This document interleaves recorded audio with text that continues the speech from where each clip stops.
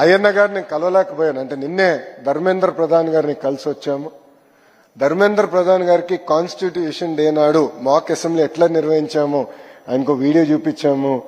పిల్లలకి రూపొందించిన రాజ్యాంగం పుస్తకం కూడా ఆయన చూపిస్తే మా స్పీకర్ గారి కృషితో మేము చేశాము, ఆయన సహకారంతో మేము ఇంత అద్భుతంగా చేయగలిగామని ఆయన చెప్పడం జరిగింది. నేను శాసనసభ సాక్షిగా గౌరవ స్పీకర్ గారు నేను అడిగా, సార్ హౌస్ లోపలనే మాక్ అసెంబ్లీ నిర్వహిస్తే బాగుంటుందని నేను కోరాను. ఆయన చాలా ఇబ్బంది పెట్టా, చాలా ఇబ్బంది పెట్టా. కనీసం ఒక 10-15 సార్లు మాట్లాడి ఉంటాను, ఫోన్ చేసి ఉంటాను. అంటే మంచి మనసుతో ఏదో చేయాలని అనుకుంటాం. అంటే అప్పుడు ఆయన లేదు, రూల్స్ ఉంటుంది, సభా సాంప్రదాయాలు ఉంటాయి. అంటే నేను మీరే కదా సార్ స్పీకర్, మీ చేతుల్లోనే అంత ఉంటుంది.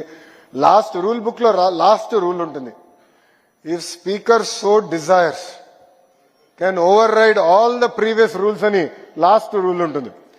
నేను ఆ రూల్ కోట్ చేశాను.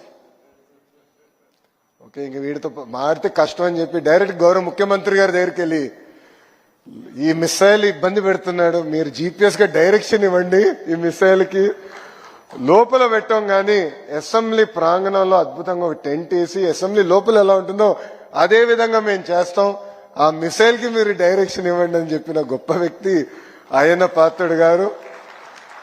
మొత్తం కార్యక్రమం అయిన తర్వాత నాకు అర్థమైంది ఎందుకంటే కొంతమంది ప్రతిపక్షంలో ఉన్న వాళ్ళు తెలియక ఎక్కడ నిర్వహించాం కూడా కనీసం అవగాహన లేక మా పైన ఆరోపణలు చేశారు. అప్పుడు నాకు జీపీఎస్ గొప్పతనం ఏంటో నాకు అర్థమైంది.